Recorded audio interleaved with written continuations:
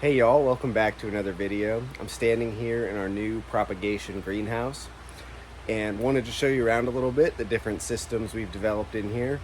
I did a video in the late fall, early winter when the groundwork for this was just being laid, and now that we're in the full swing of things, I wanted to show you around.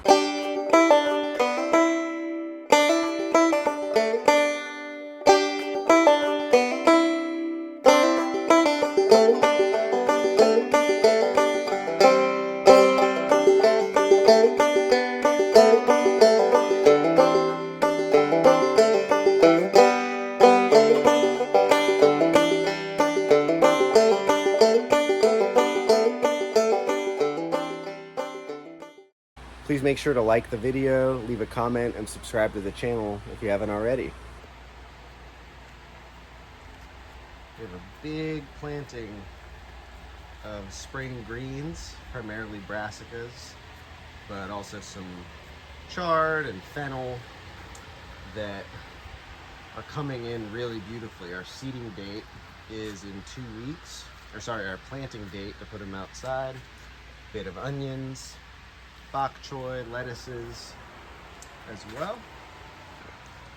We elected to go with soil blocks primarily for a couple of reasons.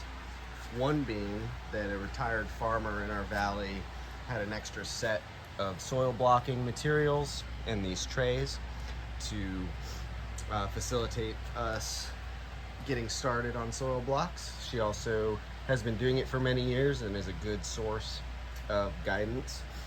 And another one is that so many farmers that I respect really swear by soil blocks.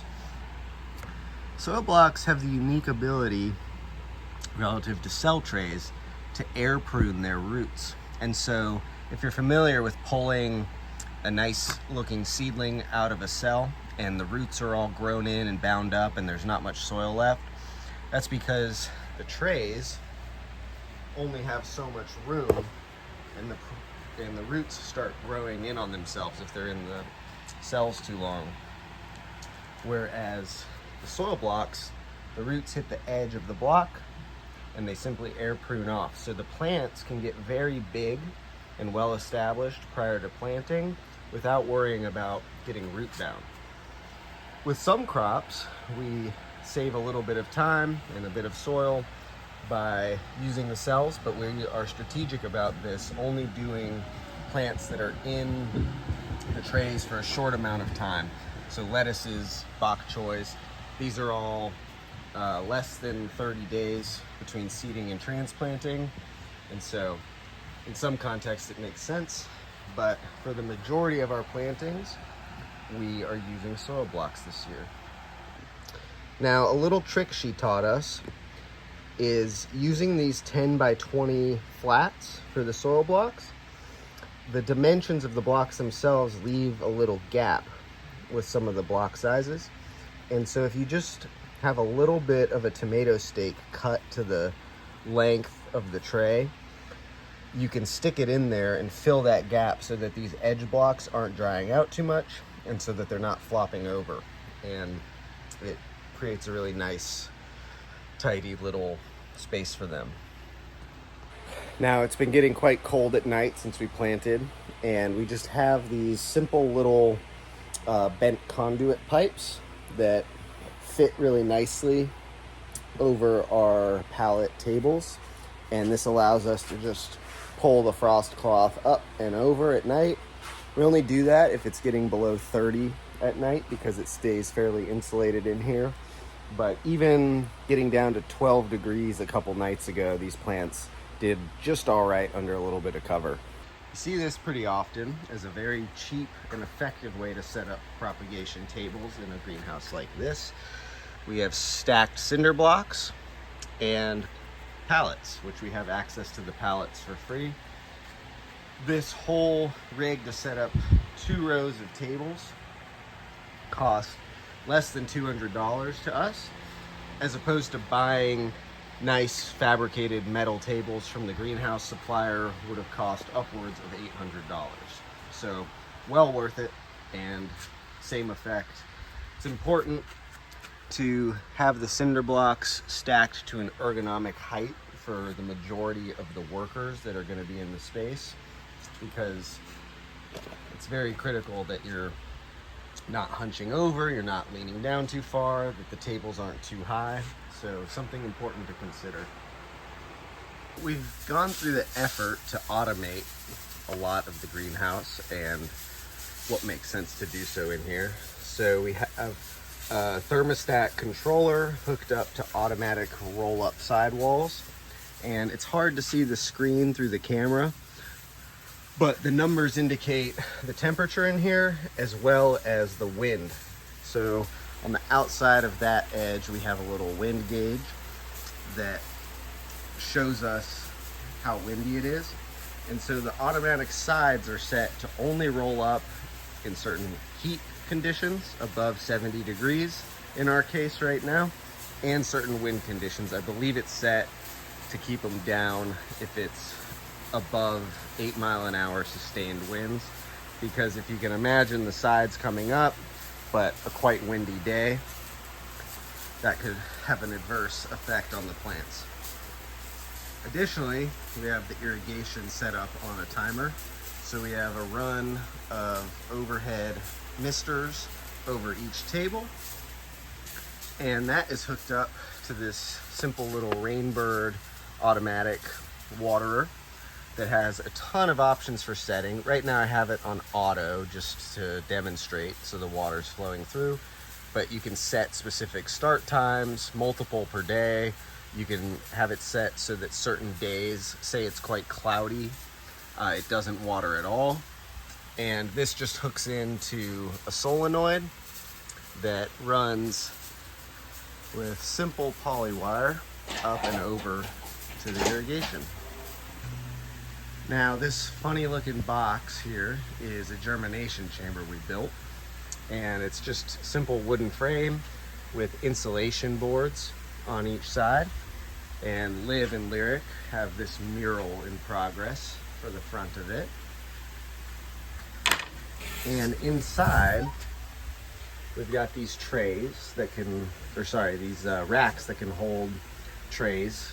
So when we seed, we stick the trays directly in here for most crops, and it excludes light, which helps plants germinate. And then it also is hooked up to a little tub of water on a float valve with a heating element that is set to a specific temperature. So we have it set to 70 degrees, and it produces warm steam. The float valve is important because enough will evaporate off through the heat that having it constantly refilling with water is important to keep the heating element from getting exposed to air, which can destroy it. And what these conditions do is it facilitates uniform timing on germination and really good uniformity on germination across a cell or a set of soil blocks. And as you can see from our plants, it's been quite successful at giving us really good germination.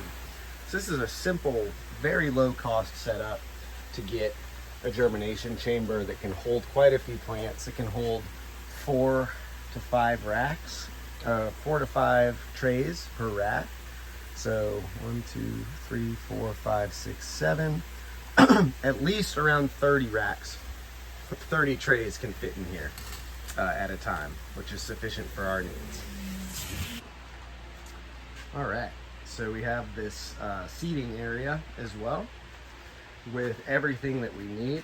Lyric built these really nice tables that are very sturdy, and again, at a different height than the grow tables, but the height of these tables facilitates really easeful seating process.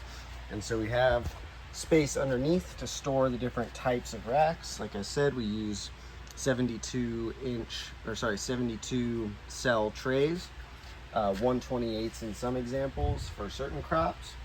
We have a whole set and even more of these 10 by 20s for the majority of crops. And then these are microgreen trays, which are very rigid, very firm, And they're good for the 72s, as those can be quite floppy and hard to handle without dropping them. Here we have our soil blocking kit, and we have 3 different sizes. We have a 20 block soil blocker, a 12 block, and a 6 block. So depending on what crop and how long it's going to be in trays, that is how you determine which size to use. So quicker crops that have less time between seeding and transplanting go in the smaller holes. Medium crops such as kale, cabbages go in the medium one, and then we're planting bigger things like tomatoes in the 6 blocker because it helps us not have to pot those up, as is common and necessary when you're seeding tomatoes into cell trays. We have this water trough, usually used for livestock, that we fill with soil and get the soil to adequate moisture level for good soil blocking. And I'll make a video soon when we're planting all of our tomatoes of exactly what this process looks like, but just wanted to show you the different tools that we have to make this possible. Quite simple. We have adequate space on the sides of the tunnels for a couple different in-ground beds that are going to serve a couple different functions. One of which here is a softwood cutting nursery setup for different perennials that we want to take cuttings and root them on and sell different plants, as well as have enough space to propagate out for future perennial plantings here at the farm. The way that this is rigged up is it's just a simple raised bed mounted to the baseboards of the tunnel, and have the irrigation in progress. Essentially what we're going to do is we're going to fill the whole bed about level with the board with sand from the creek here, and that is an adequate and actually ideal growing medium for perennial cuttings to root out. And then each of these vertical pipes is going to have a very fine mister on a timer that goes off at very regular intervals for very short amounts of time. And the key there is to set up an irrigation system that keeps the plants that you're trying to root out cool and moist, and keep them from drying out without soaking them. So very short period of misting, but at very regular intervals. And once this is all set up, of course, I'll make a video describing the exact details of that. But everything is in place, ready to get the misters hooked up to the tops and ready to get sand filling in the bed. Now, over here, we have a fully in-ground bed that we're gonna put on automatic timer with drip irrigation. And the hope in here is to plant perennial, very trainable plants, perhaps some espalier apples, maybe espalier figs, and then have an understory of perennial herbs like rosemary and lavender that we like using in the kitchen, but that can also be sold and don't exactly fit the context of planting in any of the outdoor beds. We're being patient with this process because under the compost, which we've already broad forked twice, is a pretty dense layer of clay. And so we're not jumping the gun on planting it too quickly, but come this fall, should be planted out very intensively with herbs and fruiting perennials. Very exciting, making use of this marginal space.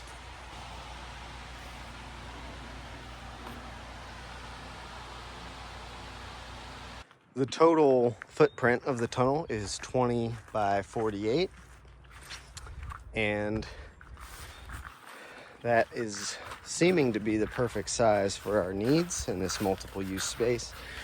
We did elect to go ahead and put down landscape fabric underneath to keep weed growth from being an issue in there.